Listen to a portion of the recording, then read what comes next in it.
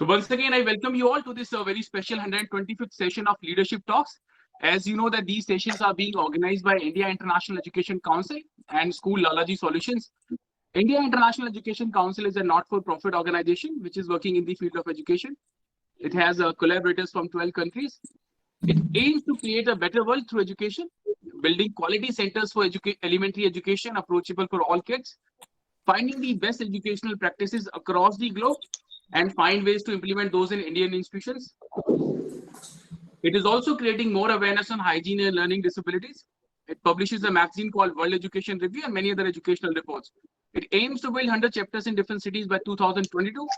It will soon open its membership for institutions and individuals. It also imparts training for leaders, teachers, students, and parents. As you already know that we have so far successfully conducted 124 sessions. We have received 13,809 registrations for those sessions, 12,682 questions on national education policy. We have received participation from 5 countries, India, USA, Qatar, Saudi Arabia, Nepal. From India, we have seen participation from 22 states and 94 cities. We aim to organize 200 sessions. With this, we would be reaching out to 100,000 educators, 20,000 institutions, and 1,000 plus eminent speakers like today's speakers will be joining us to share their perspective and ideas on national education policy. Now, I would request you all, please join me in welcoming the key speakers for this very special session. Our first key speaker, very senior education leader, Gauri Ishwaranji. Gauri ma'am is advisor with the Shiv Nadar Foundation. She's an innovative educationist with over 30 years of experience in leading schools of India. She has been the recipient of the prestigious Padma Shri Award in the year 2004. She is also currently the vice chairman with the Global Education Leadership Foundation. She has been the founder principal of Sanskrit School New Delhi, which has become the leading school in India in a short time. Her mission now is to mentor and nurture young people to evolve into ethical leaders of tomorrow and be the change makers that the world so desperately needs. We welcome you, Gauri ma'am. Thank you for joining. It's a huge honor to have you on the platform. Thank you. Thank you. Welcome, ma'am. Our next speaker, another very senior education leader, Anita Makkar ma'am. Anita ma'am is the founder principal with the SDFC School, Gurugram, Haryana. She's an accomplished and passionate educationist with decades of experience in education. She's also the former founder principal of DAV Public School Sector 14, Gurugram. Carrying a strong and focused vision for holistic education, coupled with her dynamic administrative acumen, Ms. Makkar has been successful in creating best-in-class, full-fledged educational institutions. Anita Makkar ma'am did her post-graduation in mathematics from Hansraj College, Delhi University. She has received many prestigious awards for her contribution to the field of education, like Computer Literacy Award presented by His Excellency the then President of India, APJ Abdul Kalam ji. National Award by Ministry of HRD, Government of India, presented by the Vice President of India, Shri Hamid Ansari. She has also received CBSE Award, which was presented by the then Honorable Minister of HRD, Shri Arjun Singh. She has also received a DAV President's Gold Medal and another very prestigious award like Women of the Year Award on National Women's Day, presented by the former Chief Minister of Delhi, late Shri Sahib Singh Verma. We welcome you, Anita ma'am. Thank you for joining. It's an honor to have you. Thank you. Thank you so much. Welcome, ma'am. Our next key speaker, another very senior education leader, Major General TPS Variak ji. Variak sir is the director with Yadvindra Public School, Mohali, Punjab. He's an experienced director with a demonstrated history of working in the primary, secondary education industry. He also have a decades of experience of teaching in different army schools. He's a skilled in operation management, government, and team building. Strong professional with decades of experience. He has worked with many prestigious schools like the Lawrence School, Sanavar, and Punjab Public School, Nabha. We welcome you, Variak sir. Thank you for joining. It's an honor to have you.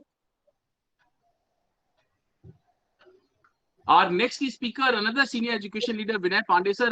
Vinay sir is the former head of the Lawrence School, Sanavar, Himachal Pradesh. He's a postgraduate from Lucknow University in organic chemistry. Pre-commissioning course in NCC from Campti, Nagpur. He was awarded by the DG's Baton of Honor for being the best officer cadet, NCC officer at the Lawrence School, Sanavar. He has served at various prestigious schools of India like Doon School, Dehradun, as Senior Deputy Headmaster, founding headmaster of Sarla Birla Academy, Bangalore. He has been to Millfield School, Somerset, United Kingdom, on staff exchange in 2001. He has been to CERN at Geneva and NASA at Orlando, USA. He's attended Round Square and International Baccalaureate Conference in Florida, Switzerland, Montreal, Melbourne, Canberra, Singapore, Beijing, Kuala Lumpur, Athens, and Macau. He's presently conducting a professional development workshop for teachers. We welcome you, Vanessa. Thank you for joining. It's an honor to have you. Thank you and good afternoon, everyone. Welcome, sir. Our next key speaker, another very senior education leader, Anil Kumar sir. Anil sir is the principal with Delhi Public School, Mathura Road, Faridabad. He's a passionate educator and a thought leader with 30 years of experience, of which 19 years as principal Delhi Public School, Faridabad, which is one of the 12 Delhi Public School core schools run directly by the globally acclaimed DPS Society. He's a staunch believer that a sound value system is the basis of any teaching learning experience. He is himself an exemplary teacher of mathematics. Mr. Kumar's many leadership roles include devising unconventional ways to prepare students for competitive exams like NTSE, KVPY, Olympiads, INMO, IMO, and IITs. Having innovative projects like UDAN, which is a Government of India initiative for girl child under MHRD. He has been serving as a lead collaborator, principal for Hubs of Learning, another CBSE initiative, serving as regional coordinator of Regional Mathematics Olympiad through Tata Institute of Fundamental Research. He has also served as head of academic committee to CBSE Mathematics to formulate guidelines for the 2 levels of mathematics in class 10th, with a possible extension of the concept in classes 11th and 12th in the future. He has co-authored 2 books, a problem book of maths for NCERT and supplementary textual material for class 10th for CBSE. Compile a teacher manual for CBSE as well. We welcome you, Anil sir. Thank you for joining. It's a huge honor to have you. Thank you, Rajul. Thanks a lot. Good afternoon, everyone. Welcome, sir. Our next speaker, another very senior EdTech leader, Divya Lalji. Divya ji is the managing director with FlipLearn. Divya ji is a visionary, charismatic leader and a TEDx speaker with over 2 decades of experience, having graduated from Delhi University with a degree of psychology. Divya Lalji initially arrived in the education sector with the blue chip EdTech companies like NIT, Educom, and EBIC Smart Class. At FlipLearn, her role as managing director provides her the unique opportunity to bring all her skills on board to create a platform that can address the need for quality education in India. Divyaji feels strongly about bridging the digital divide that currently exists in the Indian education system and is happy to work towards creating 21st century future-ready education solutions. Under her able leadership and supervision, FlipLearn has been able to support learning across 400 schools and 4 students are using digital learning model. She has received many prestigious awards for her contribution to the field of education, like Best Women Director of the Year, International Inspiration Women Awards, 2020 Changemaker Award of the Year, Dr. Shama Prasad Mukherjee Commendation for Education, Visionary Leader Award at World Education Congress Global Award 2019, among many other such prestigious awards. We welcome you, Divyaji. Thank you for joining. It's an honor to have you. Our next speaker, another very senior higher education expert and authority and leader, Dr. Pankaj Sharma ji. Dr. Pankaj is the director with SRM University, Haryana. He has over 22 years of varied experience in sales and marketing in the media, education, FMCG, and IT sectors. He has completed his graduation in electronics honors from Delhi University and received gold medal in his PGDBM.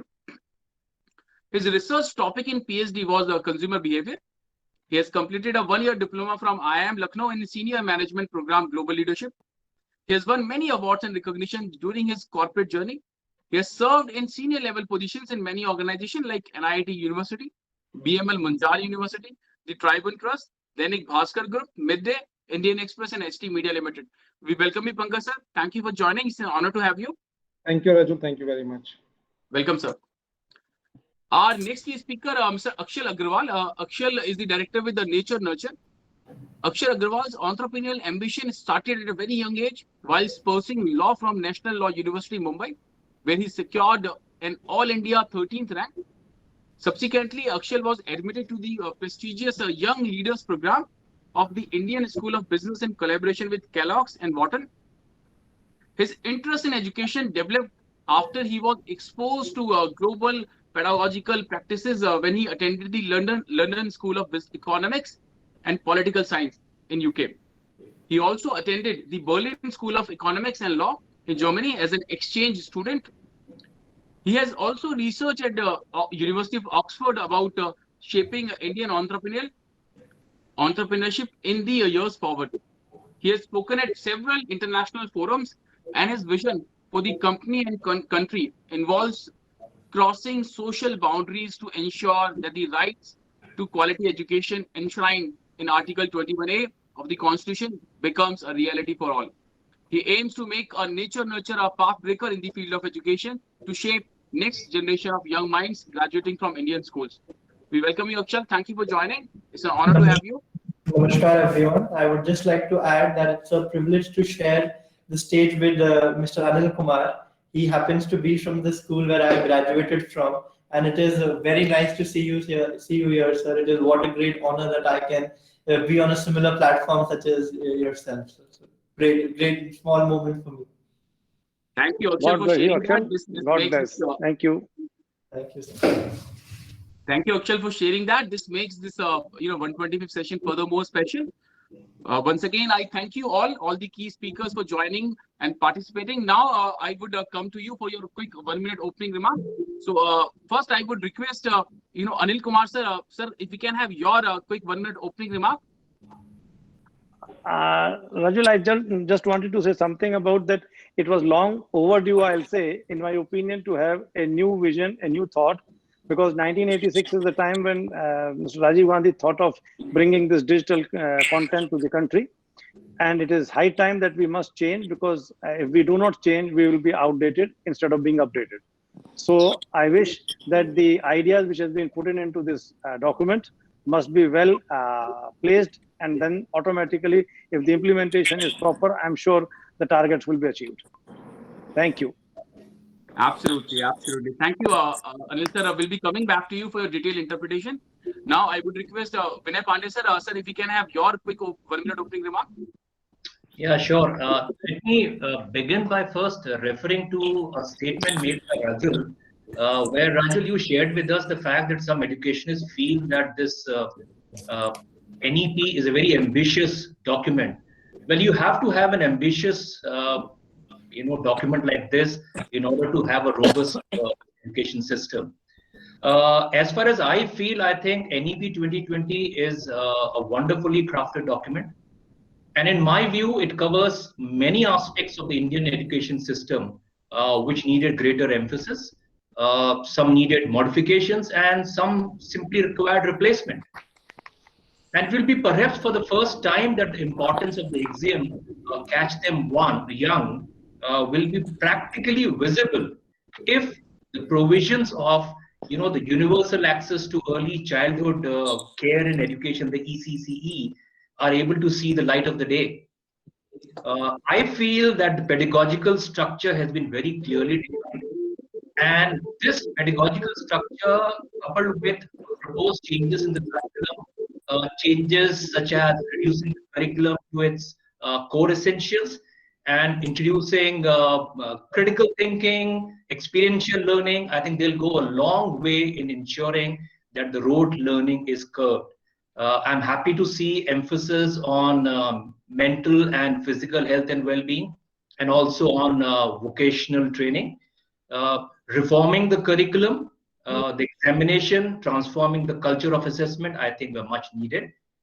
And there were certain areas which were either completely forgotten or not enough emphasis was laid upon those.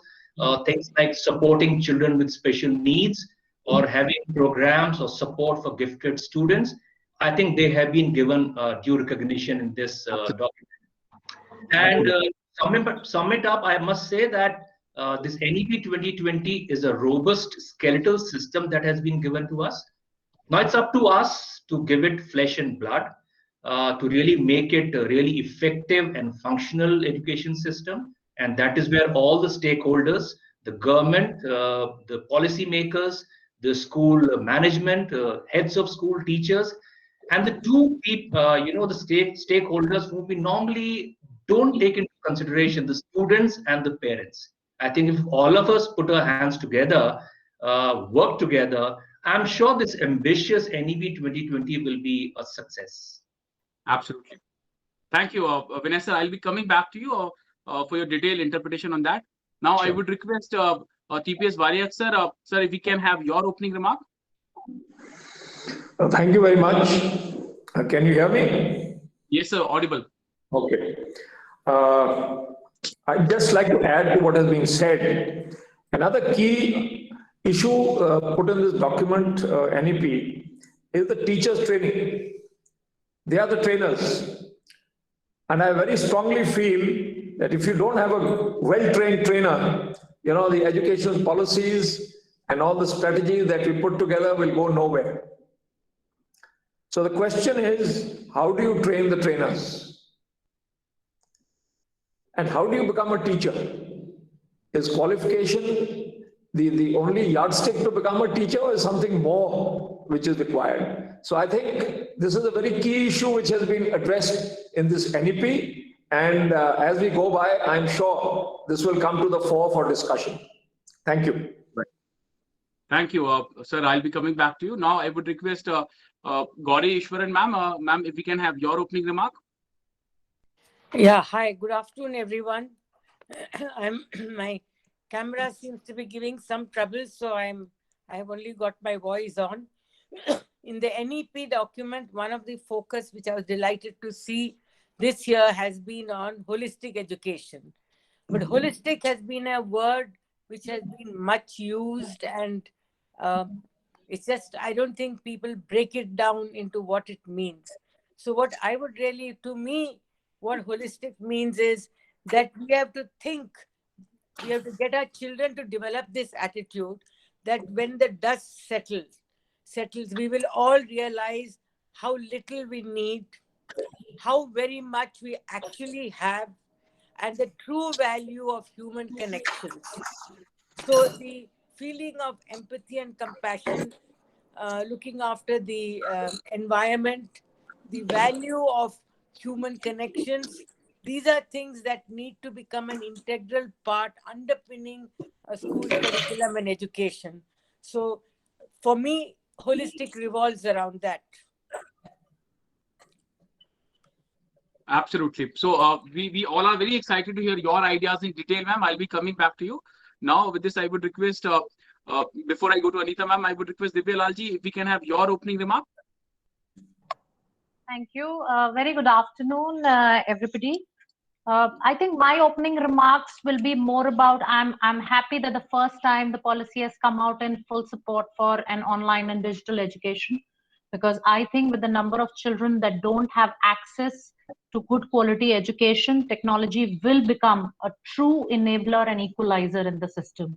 We are looking at 24/7 learning content to be made available in various languages, virtual lab creations to happen, blended approach to happen, with a lot of schools now with the pandemic looking at maybe really working 3 days a week and 2 days from home, so that when children are in school, they focus a lot on the physical, social, emotional, collaboration, and many things. I think for us, the pandemic and the policy both have come together at a point where India can really redraw from a whiteboard stage on what we can do differently today, rather than being stuck in the way we've been doing in 8-9 period classes a day, etc. So it's a great moment for all of us to actually play our part and enable various opportunities for the India of tomorrow. Thank you. Absolutely. Thank you, Divyaji, for that. I'll be coming back to you. Now, I would request Anita Makkar, ma'am, if we can have your opening remark. Thank you, Rajan. After a long time, this policy has been much awaited. It has laid a lot of stress on personalization of learning.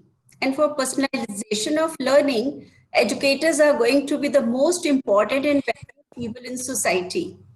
So they are going to drive the change, and they are the people who are going to implement all the policy matters, whatever important points have been given.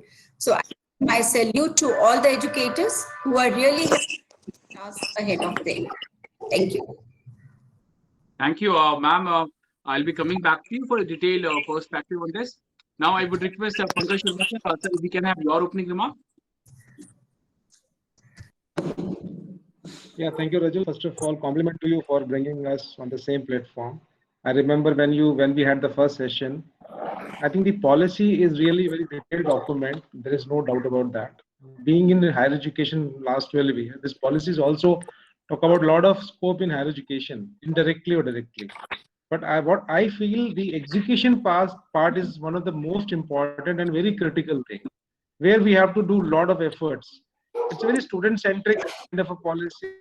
It's also very teacher-centric kind of a policy. You see in detail. But my one point of view here is the execution part, where we need to do a lot of efforts in the execution, and we as an school system, we as an higher education system, we have to bring all together to as far as execution part is concerned. Thank you very much. Absolutely. So execution is the key. I just before I go to Akshal, I just would like to quote that Korean famous line that policies are policies, documents are documents, explanations are explanations. The execution, which is the only reality. So with this, I would request Akshal if we can have your opening remark. Yeah, thanks, Raju. So the document of the NEP has had many drafts. There was one in 2019. Similarly, there was a draft in 2016, which was drafted by the then former Cabinet Secretary T.S.R. Subramaniam, and we had the good fortune of having a close meeting with him and trying to understand what the policy is trying to reform. And as Anil sir had pointed out, that this policy was in the works since 1986, since the Gandhian era. So what we could actually identify in working with him is that the foundational numeracy and literacy is a big gap up till grades 5, and beyond.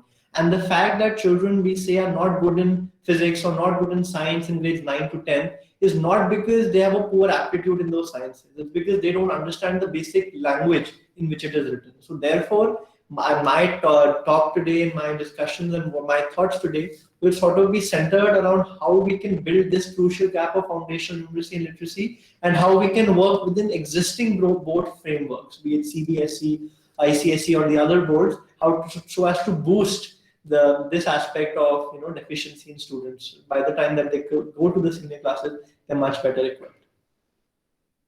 Absolutely. Thank you, Akshal. We'll be coming back to you for detailed interpretation. Now, with this, we come to the next part of this session, which is the main talk session. I'll be coming back to you, all the speakers, for your detailed interpretation. All the speakers will get 8 to 10 minutes. But before I invite our first speaker, I would like to share the learnings which we have had during our these 124 sessions. During these sessions, almost every participant shared that this is a wonderful document. This document has a potential to place India at that coveted position of Vishwa Gyan Guru. But at the same time, almost same number of participants share that execution is going to be key. It is going to be our biggest challenge. A lot of educators also cited the example of CCE. They said that CCE was also a wonderful initiative, but got failed due to poor execution. Many said teachers training is going to be most challenging area. Many people also shared that good schools in urban areas already implementing these ideas. So biggest challenge would be for the rural schools, budget schools, and government schools. Many believe that this pandemic has exposed how poor infrastructure we have. Digital infrastructure. Sorry, Rajul, can't hear you. Am I audible now? No, it's fine. Yeah. So many leaders also shared that this pandemic has exposed how poor distribution we have. The digital infrastructure, how poorly distributed is in our country. So they also said that this is going to be another challenge. So I would request all our key speakers that while sharing your perspective, while sharing your ideas, if you can also suggest some solutions, some best practice which you are implementing in your school, so that we can all learn from each other, and we can all make it this session more engaging and more useful. So with this, I would request our first key speaker, Gauri Ishwaran ma'am. Gauri ma'am, if over to you. If we can have your ideas in detail, Gauri ma'am. Good afternoon, everyone, and thank you for giving me this opportunity.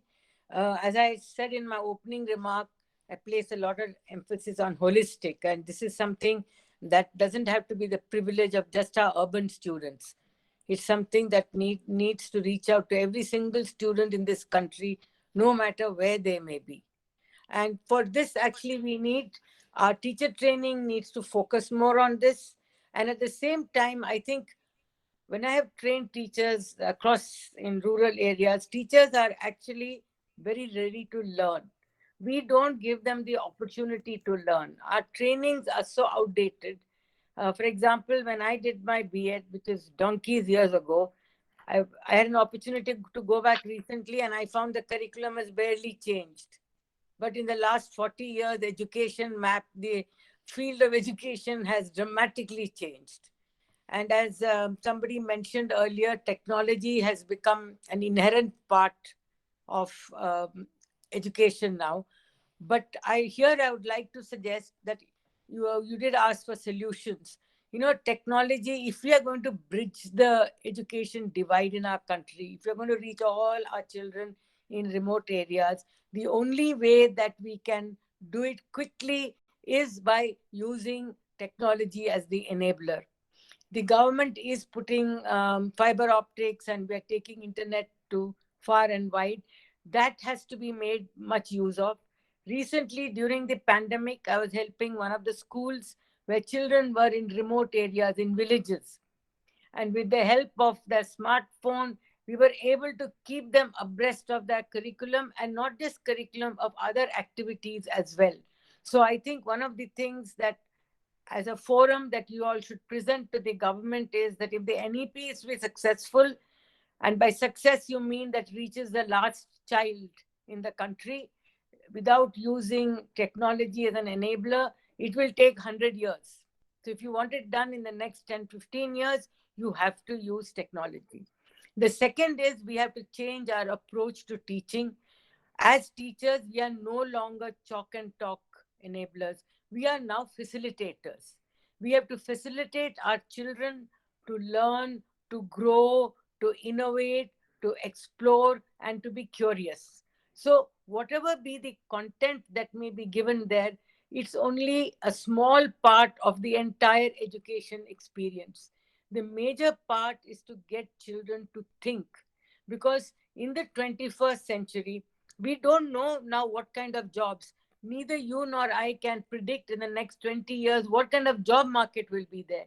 So we have to prepare our children for this vast unknown. And the only way they can succeed is if they are creative and if they are innovative and they are able to adjust and accommodate to varying situations. They have to understand that failure is not the end of the world, that failures are actually stepping stones to success. So we have to reorient how we present everything to the children. Currently, what do? We go to the classroom and tell them, this is what you learn. It has to change. It has to be like, what is it that you want to learn? And whatever topic they have to learn, let them first do some research. Let them find out. Let them come out with ideas, no matter how stupid or good or mad they may be. It churns their juices to think and create. And out of these many mistakes, ultimately the right thing will be born. Nobody starts off by, getting 100 on 100 immediately. There's hard work. There's a lot of input that goes into it.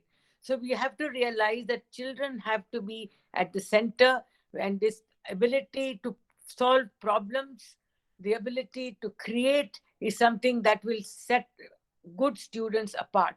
Now, everybody talks about Indians' youthful demography. What's the use of that if we do not have our youth educated in the right manner? Not education of the 3 R's, but rather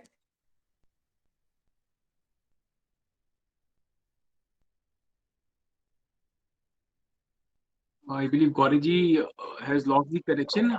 She'll be joining us back.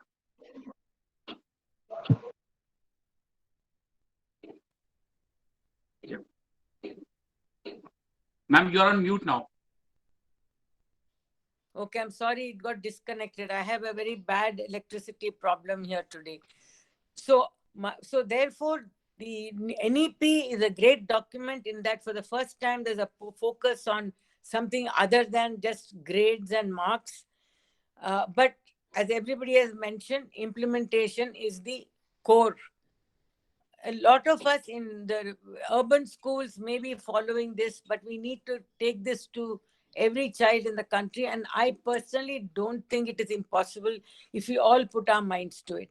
And I speak on behalf of all the teacher community that we are ready to learn, we are ready to execute, but we need to be allowed to do so. So the managements of schools, that's something that the policy has to adjust, that the managements of schools should realize it's not just the grades that matter. It is how your student is nurtured and how the student evolves that is important. And every child has some kind of a leadership quality in him or her. How do we nurture that? In which direction do we help that child to go? These are all the things that we need to think. And apart from that, in the NEP, something that's really excited me is that children are not boxed into the subjects they choose anymore. Otherwise, either you're a commerce student or you're a science student or you're a humanities student. But now if the NEP is implemented as they have projected, a child can take subjects across the different disciplines. And I think that is the best thing that can be done. Because, for example, if you want to become a psychologist, what is better than studying biology and psychology together?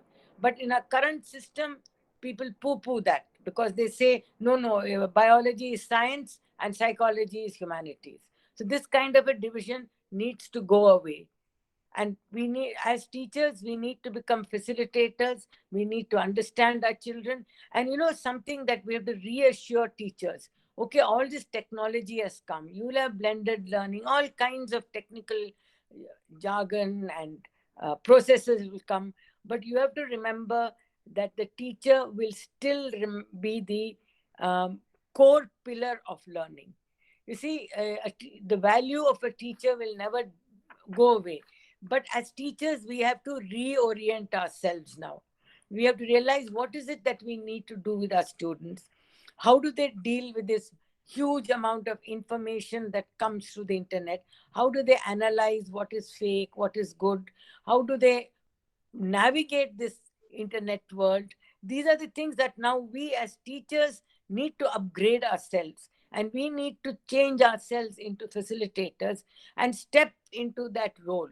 But remember, you will always be important because it's the personal touch and the in-person learning that can, I disagree with people who say that it can be done away with, because you don't have proper nurturing and growth unless you have in-person interaction with your guru, with your mentor, or whoever that is guiding you. And therefore, I'd love to quote something that I picked up from Mother Teresa. She says, this is addressed to all teachers. You will teach your students to fly, but they will not fly your flight. You will teach them to dream, but they will not dream your dream. You will teach them to live, but they will not live your life. But remember, nevertheless, in every flight, in every dream, the print of the way you taught them will always remain. So therefore, teachers need to have the confidence that you will never become unnecessary, you will never become useless. It's up to us how we make the best of it. And if the NEP is to succeed, we as teachers, as educators, as policy builders, we all have a role to play. We can't just say it's for the government to do. After all, in the end, it is for us to do also. For example, the government says, clean India. But to keep India clean, each one of us has to contribute and keep our homes clean, to keep our surroundings clean. So as the citizens of this country, we also have a role. So NEP has given us a beautiful outline.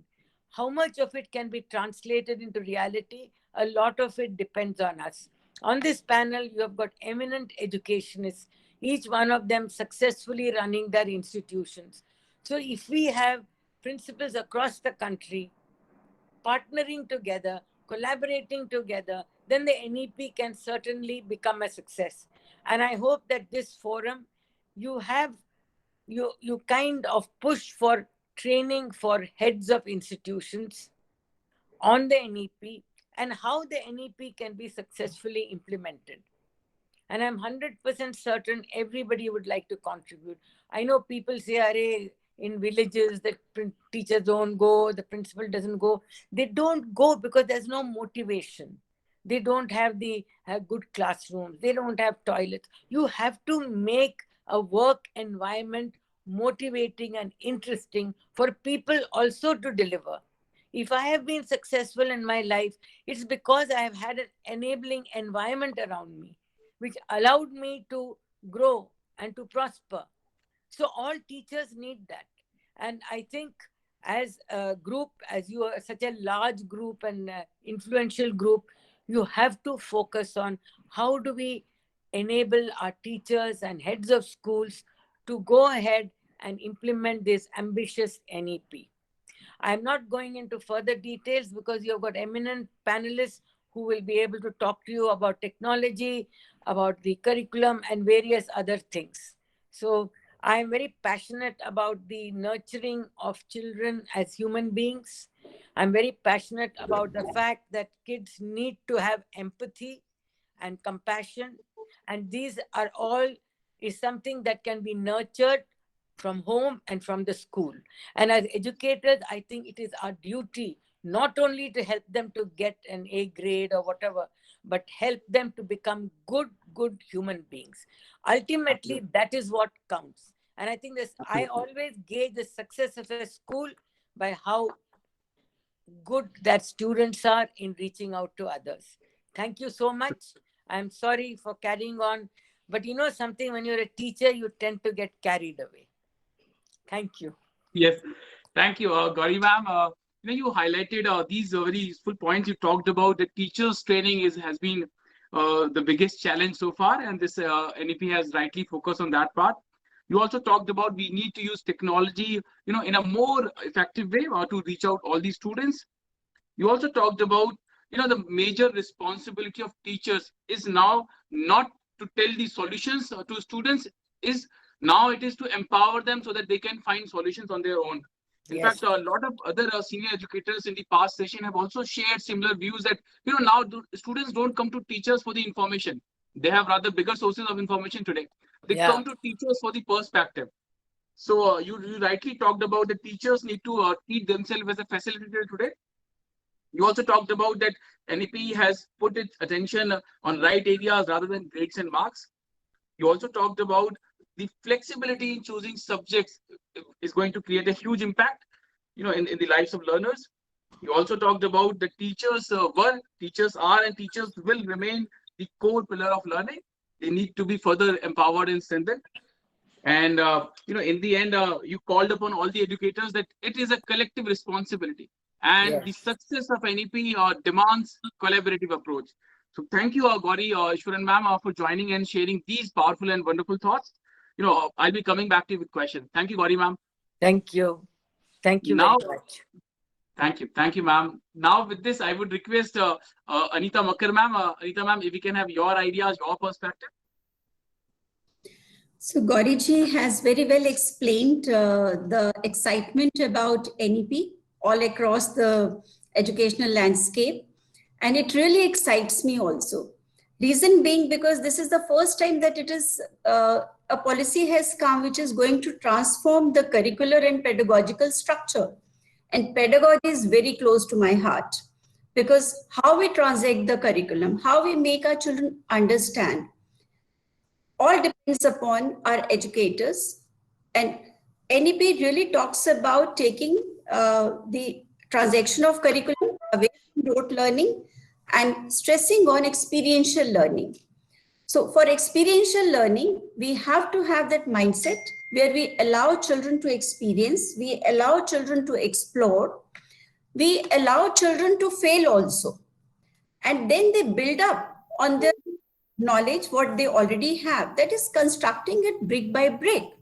One is knowledge is already there, as you said just now. They have to be the creators as well. And how they can be creators? They can be creators only if they are allowed to go out, be closer to the nature. We allow them to research. We allow them to ask questions in the classrooms. So transaction of curriculum is not one way. It is how children are allowed to express themselves. You allow them to ask questions. To ask questions, they have to think. How they think. Nobody has taught us how we should think. So today is the time there is a science of thinking. We allow them to think, we allow them to ask questions, we allow them to build up on their previous know-how. So this is one thing that I'm really looking forward to, that we'll be able to set up those. If we are able to set up inquiry labs, we are able to set up research labs. And of course, technology is going to be a bigger enabler, as Divyaji has already said.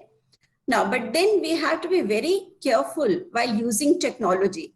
I give an analogy like it's like a horse. If you're able to tame a horse, then you are the master. But if you are not able to, then you are out and down. So it's very important how we use technology, and for that, children also know the ethics also and the know-how, how we should use technology responsibly. Then also NEP talks about connecting with the communities, and it talks about spending 10 days with the community people who are all around us, who are into either art, sculpture, potters, carpenters. Let our children also know the world is not only the kind of children we get in our schools, in private schools. They're very comfortable. So let them and see how people are working together and learn those skills. So that way they would learn to know how to be equitable and how to be fair. And that would bring equality. That is the aim of NEP as well. So that is justice, equality, fairness. Let them connect with the community. And also when they connect with the community, they also learn those values and ethics as well, which would be 21st century, which are the 21st century skills. It is not only 3 hours, as you said, it is also how they behave, how they value other people, how they value their own selves. So NEP is really a holistic, it is a holistic document, which not only takes you towards your excellence in knowledge and excellence in information, but at the same time, it is trying to build up a good humanitarian society. So here I end my session. Thank you, Anita ma'am. And you have we all agree with your perspective that this NEP is a holistic document, and it would eventually create the environment where we would be creating a better human beings. You also talked about the importance of giving liberty to students to explore things, and you also shared your hope that NEP is promising to build that kind of right environment. So thank you, Anita ma'am. I'll be coming back to you with questions. Now, with this, I would request TPS Variak sir, sir, if we can have your ideas, your perspective. Thank you.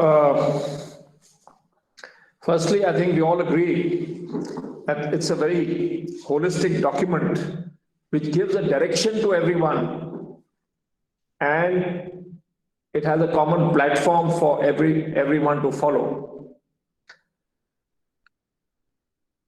A lot has been said by Gauri ma'am about teachers training. I think that's a very important issue which has been addressed for the first time, so that we have a common platform and we know how to train the trainers who will then eventually teach the children. The document also is wholly encompassing.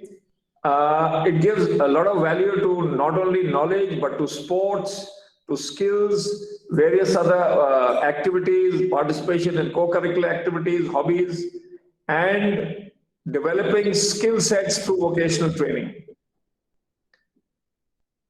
It looks at all-round growth and development.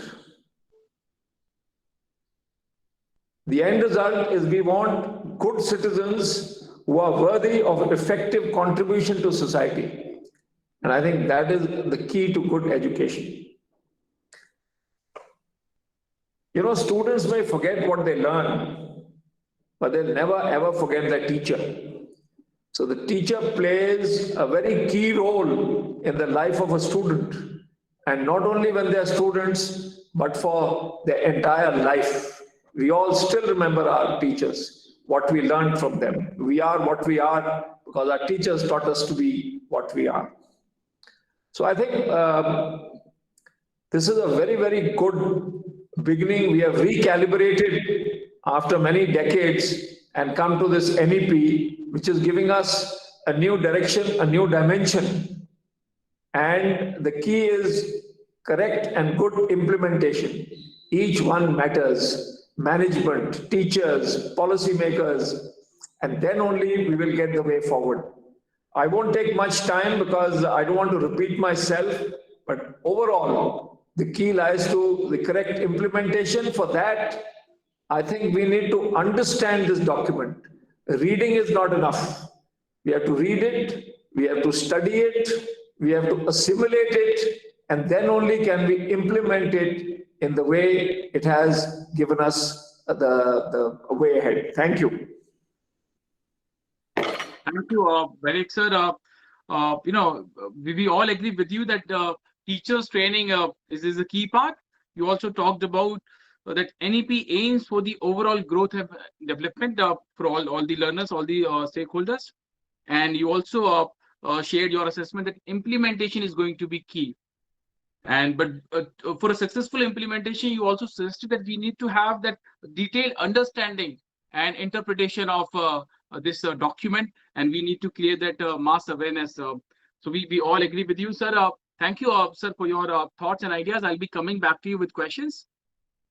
Now, I would request Vinay Pandey sir, but before I invite Vinay sir, I must recognize the presence of Dr. Anju Mehrotra ma'am, our principal, Kalka Public School, with us.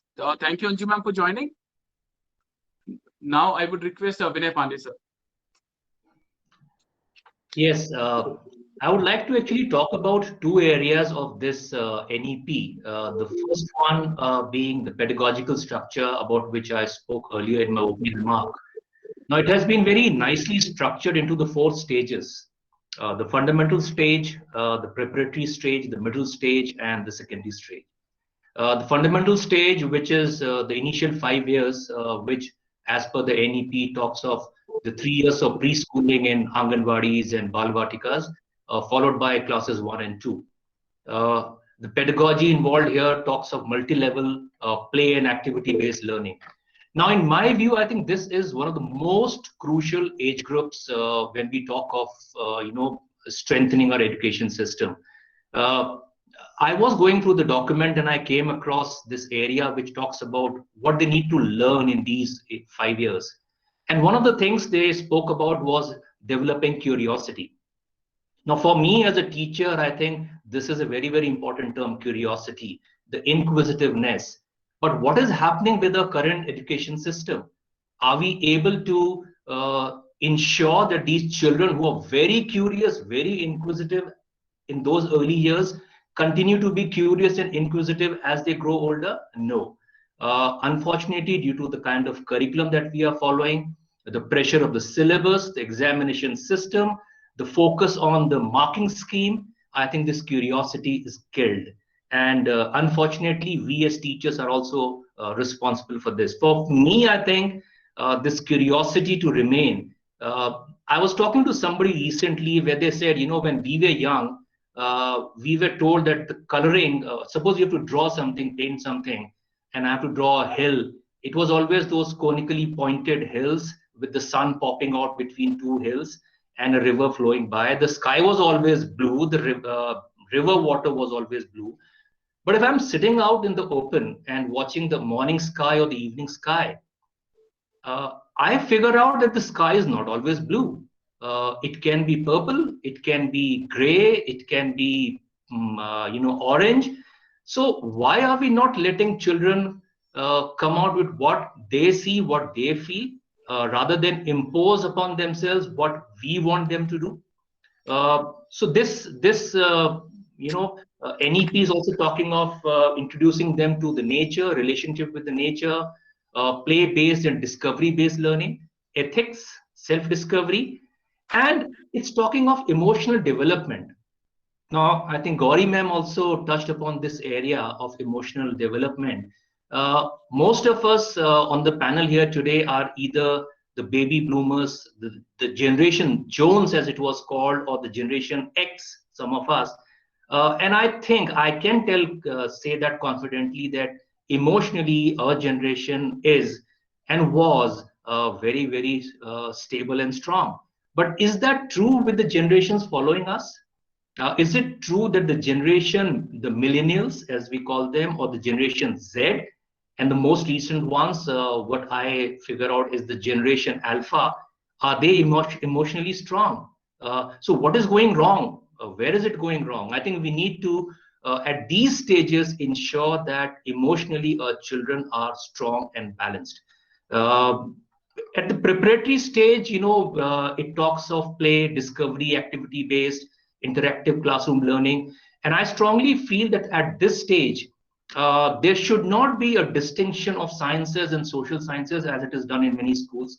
I think they should continue be together with interdisciplinary connections being made very clear, and all to be done through the mode of discovery, the activity-based interactive classrooms, which I think is a very good suggestion here.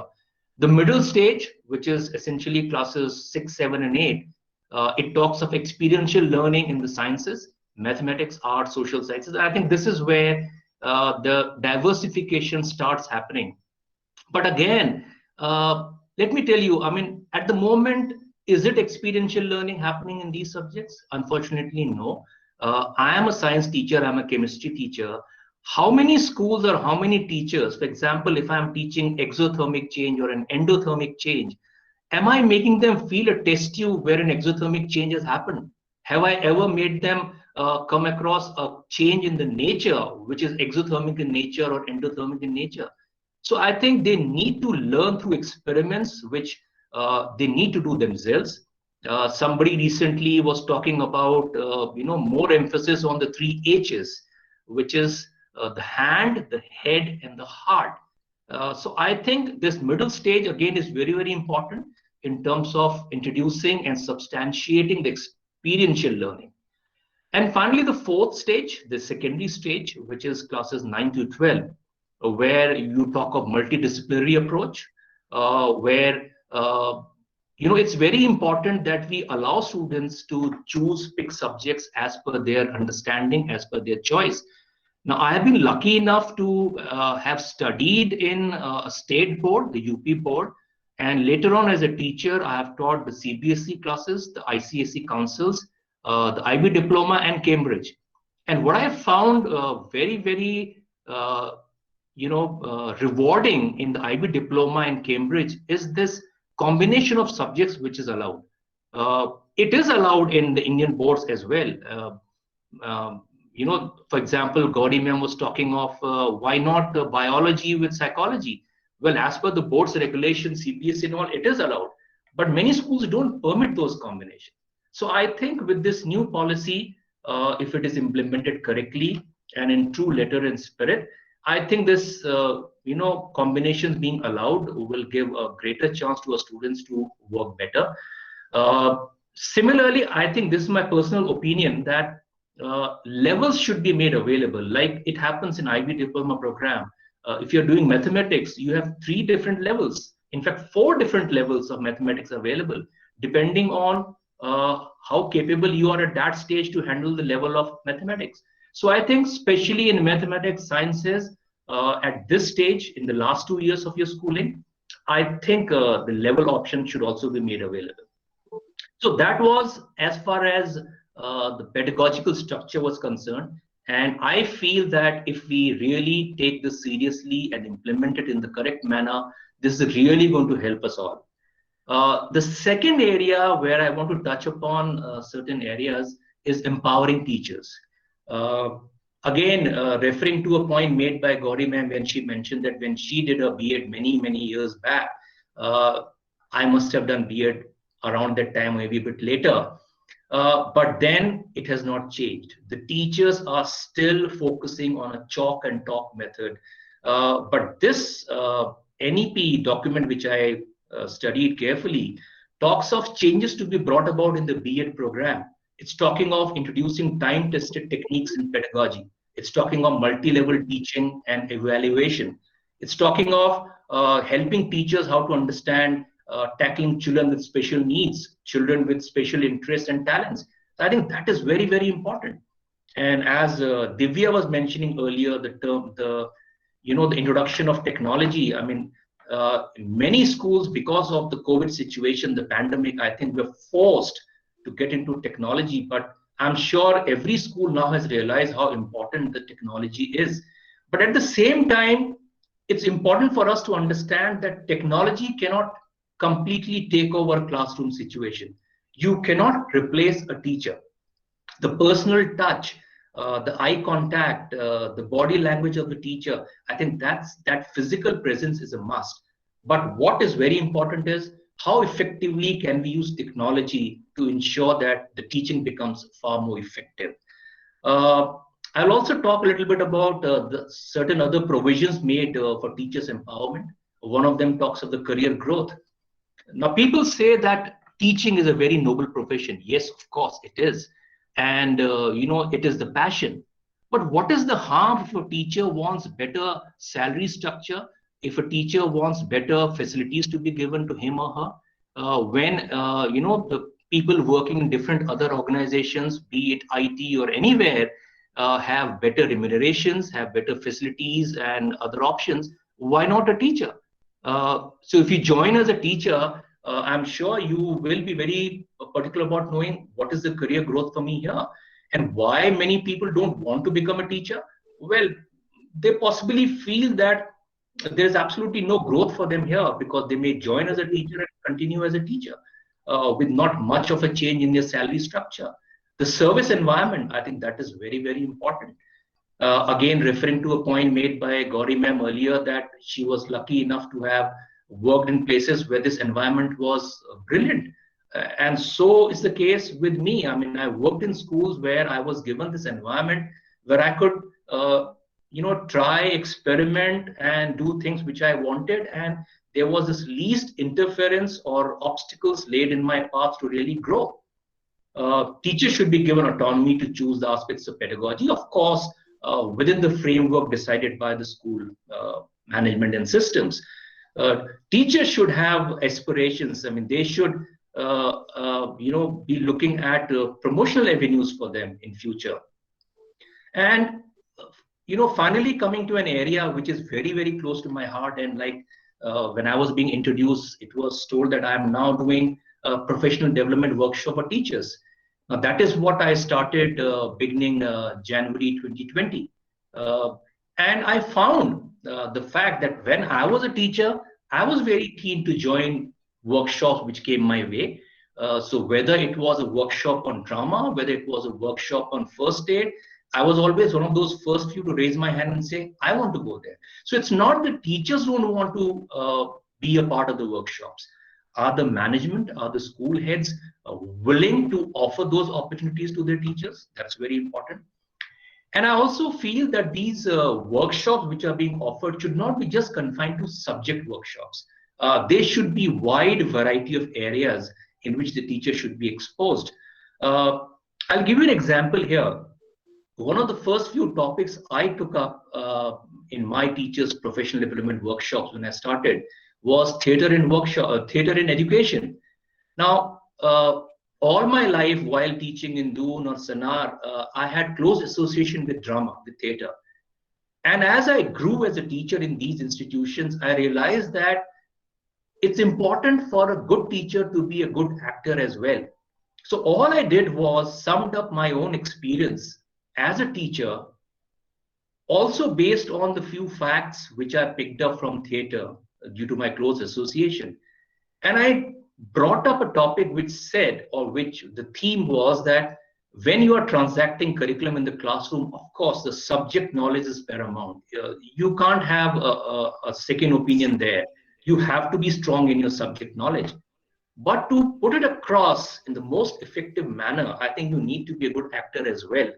So that is where I brought in the ideas like eye contact, body language, voice modulation, and these things are so important. And what we need, the need of the hour, is to have workshops not just confined to subject knowledge, but to areas which are beyond subject, which will really allow a teacher to prosper, to grow. And I think once the teachers are empowered, once the teachers have this opportunity to grow, a program like this, the NEP, is bound to succeed. I have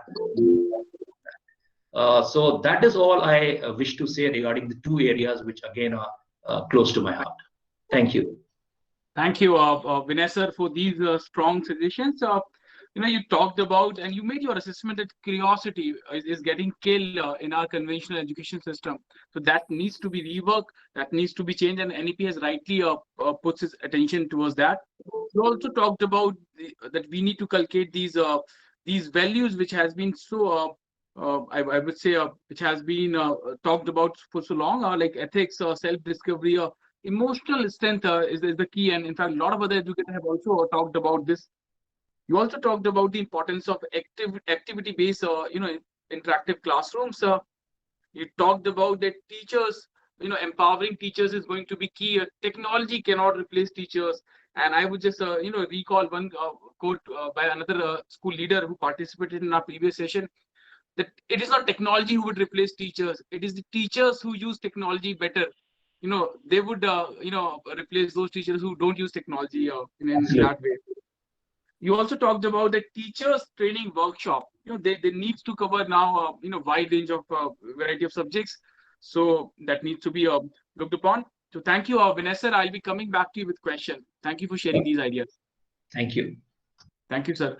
Now with this, I would request Anil sir, sir, if you can have your ideas, your perspective. Anil sir, over to you. Rajul, thank you. Can you hear me? Yes, sir, you're audible. Yeah. To begin with, I'll say I started with the keyword change and I go back to the same word. So the only thing which is constant in this particular setup as a whole in the universe is change. So change is the only constant. So if we do not change, we are bound to fail. So in order to have some kind of, I'll say, learning for ourselves, which is different, which is meaningful, which is actually required in the present context, we need to change. Having said this, most important is the Mahatma Gandhi statement, which follows this, that in order to bring a change, you need to change yourself first. So the idea is that you want to bring a change in a society, you want to bring change in the curriculum, you want to bring a change in the national policy of education, you want to bring change in so many dimensions whatsoever you are referring to, but are you ready to change by yourself? That is one major important aspect. And perhaps the NEP has primarily focused on this very, very firmly, wherein they are saying that what we are referring to, that is something must be integral to one's learning. I'll go back about, say, 40 odd years back, or maybe 35 odd years back, when my father remarked after my completion of graduation and all that, and he says, in Hindi, he used to talk at that time. It says, "Tum padhe to ho, gune nahi ho." So it took me about 10 odd years to understand what he is saying. "Tum padhe to ho, gune nahi ho," meaning by you are educated, but not at all have those virtues which are supposed to be there in you as an individual. Having said this, national policy of education is perhaps right now referring to, this is something which I'm talking about now.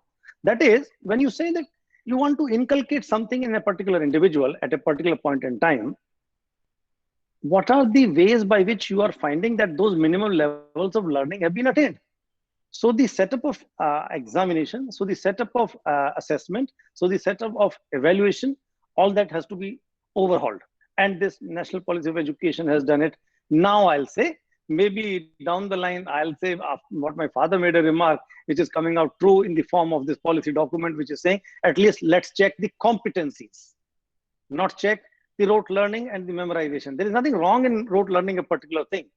But truly speaking, Unless you have those virtues which are supposed to be there as an individual in you, if you are lagging in that at the end of the day, by virtue of your finishing of a particular, I'll say school, maybe a primary school, maybe a senior school, or maybe universities later, have you attained those virtues? Have you attained those competencies in you? Have you attained those skills in you? That is what is the key, and that is what is the minimum level of learning. Not that the National Curriculum Framework has not talked about it. The National Curriculum Framework 2005 also talks about the same thing, that we need to have competency-based learning.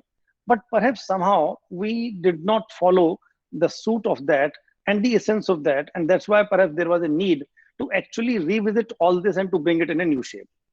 Now, when I say this, that the competency-based learning, and I talked about the change, it is the mindset. So we have to bring a change in the mindset of, first of all, not only the children. Children are learners. They will learn in any case, whatever the environment you are trying to provide around them. And if it is a quality environment around them, obviously they will learn quality values. Question is not this. Question is something different. I'll say the mindset of the parents. The mindset of the ones, those who are expecting something from their kids. If I were to say that I should have been a topper at the IIT JEE, and I should have been a topper at the IES, and I should have been a topper at MIT, and I don't get it at that time, so I'm getting it through my children, perhaps this document is trying to correct that also. And this change in the mindset, if it is not there in the minds of the parents as a whole, then obviously it is going to bring a very, very, I'll say, the effects are going to be, one can see those changes which are going to be there. Like Madam Gauri has talked about, Dr. Pandey has also spoken something about the same thing. CBSE, you won't believe, Rajul, has 247 subjects in class 12th. Which school is offering more than 10? At my place, it is 36 right now. And you won't believe I'm offering to the extent of saying with physics, music also, because they have a direct correlation. With mathematics, it is music. Unless you are in the rhythm of it, you won't be able to learn. So the idea is not that it was not there in the previous document. It was very much there in the previous document. It was very much a part of, I remember the very first child in Northeast way back opted for music for the first time in CBSE, and then the CBSE announced this about, I'll say, 25 years ago, 1996, 97 sometime. At that point in time, the CBSE said, look, we need to have, even if it is one child sitting in the Northeast asking for music, let's give him or give her music as subject. So if I were to say that the will to have it was always there, but it has never been brought into the fore the way this document has brought in. And truly speaking, if we are referring to the various aspects of this, then I'll say this is one particular aspect. I'll close this talk on the by virtue of one particular, when I say the word virtue, I will not be referring to this word in the later part of my talk. Guna sarvatra pujyante, pitrivansho nirarthake, vasudevam namanti, vasudevo nanama. Meaning by, everybody knows about Lord Krishna. Everybody praises Lord Krishna. And perhaps nobody is referring to about his father, who's Vasudeva.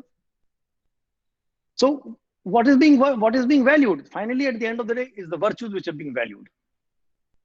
So Lord Krishna, everybody is like praying, singing, dancing in his absolutely aura of the Lord Krishna, the Almighty. But truly speaking, the one who gave him birth has not even been referred to in that context. Maybe at that time it was, but today if you talk about, it is only the virtues we are referring to. So our policy document at the end of the day is perhaps referring to promoting national development, which are the key components of the country's, I'll say, heritage, country's asset that must be brought in for number one. Number two, must be kept intact. We shouldn't lose this in the entire run of what we used to. I'll say nobody to blame in that. Perhaps somehow the slavery for a longer period of time has brought these changes.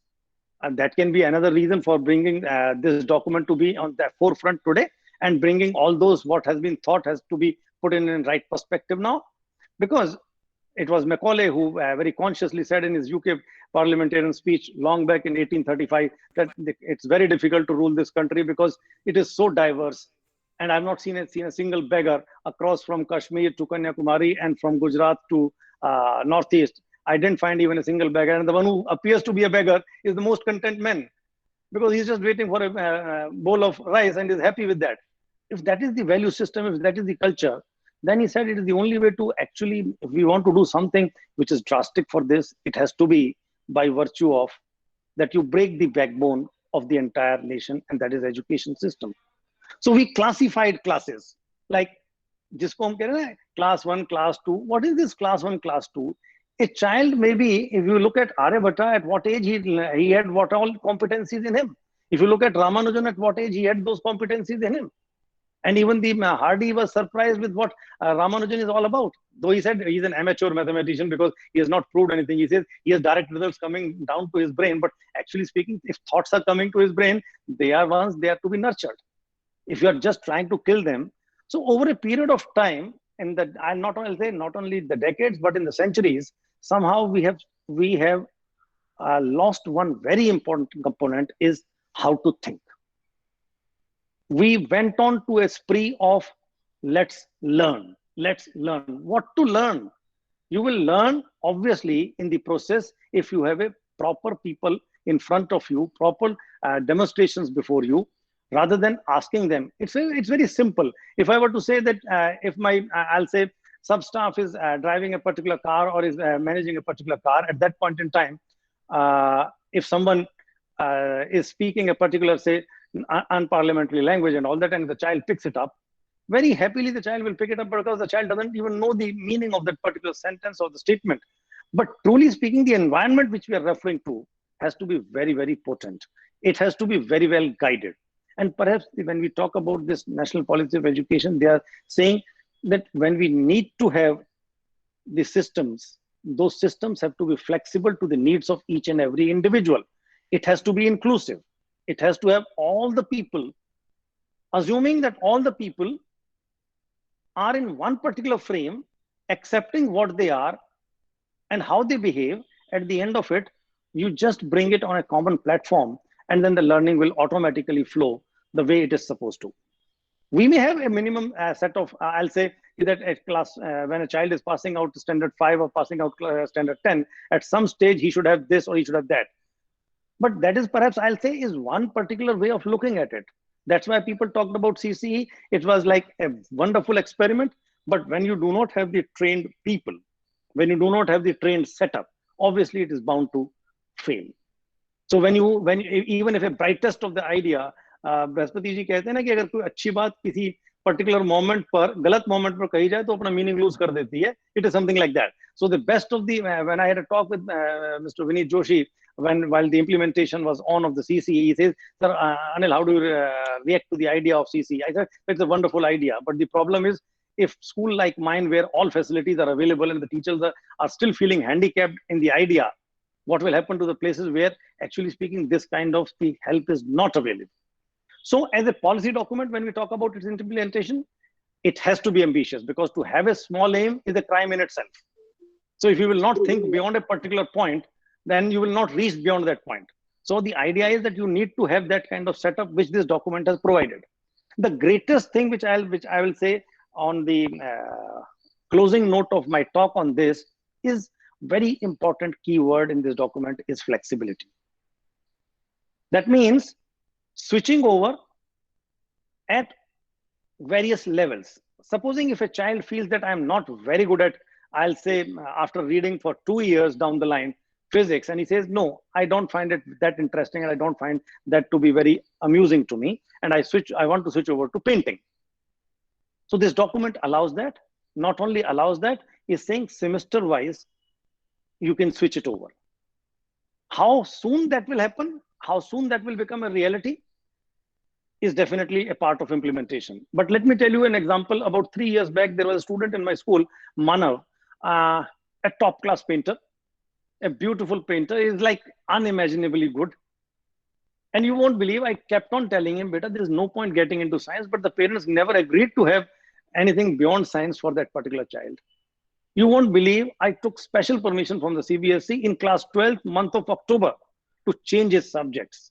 And I said, if you want him to fail, give him physics, chemistry, and mathematics, he will fail. But if you want him to succeed, give him painting right now, give him history right now, he will change dimensions accordingly. And Rajul, you won't believe, within no time, from October particular to the March, He studied those subjects which he did not even studied in class 11. That was a challenge for me to bring an approval from the CBSE. But we did it and he was successful. And he's finally he's a top class painter today. If I know his name, Manav, right now, and if I want to kill his curiosity, if I want to actually bring that kind of a nuisance around him, I'll say, no, you have already opted for it. And now you just say that you have to just complete this and then only you can pursue your dream. So the idea is this policy document, when it says that you have the flexibility, that you can change it within a semester, it will be fantastic. And it's like beautifully interwoven in this entire document. If that is the leverage available to a student, I'll say I am one person who would like to say that if tomorrow is the exam and the child says, I feel that I am not fit for it and I don't want to sit for it, it's better not to sit for it rather than being dejected and not getting those good marks. That means at least he will have that grace that, oh, I wanted to leave it and I've left it. I'm not asking for an escape route out of it. But what I'm asking is that we need to check the competency in the child. But if someone has realized it a little early or someone has realized it a little later, doesn't make much of a difference, yeah. Because life is a journey. It's not an end goal. If you fix an end goal, then moksha is the only end goal. Then we must fix it at the nursery level only. And we start teaching that okay, beta, let's try for moksha right from nursery. That's not the idea behind it. Idea is learning. Idea is the process. Idea is the steps where we are supposed to enlighten ourselves. In that respect, this document as a vision appears to be very helpful. And I'll say, if implemented in its true spirit and its letter, what it basically means, I'm sure country will have a different structure down the line 10 years from now. I'm not anticipating before 10 years anything, but hopefully these 10 years should continue in that direction. That is something which is very important. That's all I would like to say, Rajul. Thank you. Thank you, Anil sir. First, I must applaud that you saved or you gave us one that wonderful painter in form of Manav. You took that special pain, and if we have leaders like you in education, so I'm sure, and in fact we all are sure that this policy will get executed in a purest way. You talked about the key changes, the change in flexibility, and this NEP is talking about those things. You shared your assessment. This NEP has a potential to change our education system from rote learning to that competency-based, education system. You also talked about that bringing change in the mindset primarily the parents and then other stakeholders is going to be a key challenge. You also talked about this is not about the policies or when it comes to subject flexibility. CBSE was also already giving that 250 plus subject options you shared. It was the attitude and mindset of parents and educators in schools. You also talked about, and in fact, a lot of educators in our previous session have also made similar, arguments, sir. We talked about that NEP is a very serious attempt to preserve our nationalistic values and, to take us apart from that, British Raj slavery or from those 700-800 years slavery. So, in fact, a lot of other educators also made similar remarks, sir. And in the end, you talked about that as a nation, we need to discover our intellect and our capability to think and inculcate that capability among our learners. So thank you, Anil sir, for making these strong points. I will be coming back to you with questions. Thank you, sir. And now, before I invite Divyaji, I must invite, let's take some, point of view from the higher education angle. So I would request Dr. Pankaj Sharma ji, sir, if we can have your perspective. Yeah, thank you, Rajul, for a nice break in between. You correctly said higher education. First of all, good evening to all of you. I think the very nice interaction and a few important things. I was just seeing the data, the last policy, it took around 34 years. I remember I was in class 6 at the time, and now my both kids, they even cross class 6. I think it is important whenever we have a policy, we should change. We should not take at least 36 years, but we should change as wherever it is required. We are in the digital world. It's a huge milestone for India's education system. This policy based on few pillars, and they're very important. The policy is very important. It's based on pillars like access, equity, quality, affordability, and last is accountability. And what I see in this policy, it's a very student-centric policy. When I say student-centric, because we are not saying that you are in silos as a student, you can study a lot of subjects as per your interest. And the second main point is it is about the vocational touch, which is very important, because whenever we go to a lab in school, in college, we do a lot of innovations there. I think the vocational intervention at school level with these school students is very much required, and that's really where higher education institutes can do a lot of support to the school system. I always talk about there are three islands. One is the school, which is almost 15 years of education. Then the second main island is the higher education, where we spend 3 to 5 years. And the main island, the third island, is the corporate world. For them, it's a school. For some of them, it's a corporate. But these three islands never talk to each other. I think it is important. I remember when I joined education system in the year 2012 at NIT University, we used to start connecting with the schools. We used to go to schools. I remember we even went to many schools where we have today's principal and the founders. We have some students that did their PhD, Yadvindra Public School, from my last organization, NIT University. We started this thing, and one thing was very important. Whenever I asked this question to all the students, that what do you want to become in your life? And believe me, 80-90% they are blank. So Akshal, I am really happy to see you the way you introduced. I think that's really great. I think you were very clear during your school education time that what you want to become. I think this is important. Yeah, you want to say, Akshal, something? And now that we're talking about the school education, I was just scrolling down the list of attendees, be it my maths teacher, my science educator, my language educator, all of them are in the audience today, right? So a great perspective we are getting about, the last 20 years. I am the product of the last 20 years of the system. That's what we're trying to change now. Whether it's good or bad, that's up to that's what we're discussing now, sir. No, it's very good, Akshal. Don't worry about that. It's not bad. That's I can say you on their behalf, right? So what I felt the intervention at school level about vocational thing, about corporate, this will really help students, and we have a lot of Akshal Agarwals in future from many schools. I can see that. So which is the part of this policy? As far as this, I can see there are three categories of university will evolve after this policy, because obviously end of the day school students will be joining university. One university which is research universities, they will focus on research. Second type of university is teaching university, and third type of university which will definitely going to be there in the education scenario, which is the quantity should be less, but it should be there, autonomous degree granting colleges. They are not worried about their teaching research, but they are there. So having said that, it's a student centering approach in this national education policy. Few integral points, as ma'am also covered that, the training is the integral part. Technology is the most important. If you have to multiply things, without technology, you cannot multiply things. Otherwise, your reach will be very limited. Then teaching tools. I remember when I used to in school, we have very limited access to technology. I remember where we used to have a computer lab, and you won't believe those who experienced, it's a one day in a week, and it is very difficult to touch the keypad of the computer. We are not accessible to these computers at that point of a time. So that teaching tools, and the most important thing, whatever you teach is not important. Whatever student is learning is a learning outcome based. Learn to face to unknown challenge. Last year, this pandemic really taught us a lot of things which we were not expecting. I remember I keep saying my son, he's in class 10, please don't touch mobile.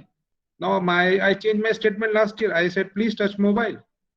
I think we have to really prepare ourselves to understand, to face the unknown challenge. And the empowerment to the teacher is most important thing. I have seen students, if teachers say something, they always complain to their parents, and parents are next day in the school. Why you have done that? I think the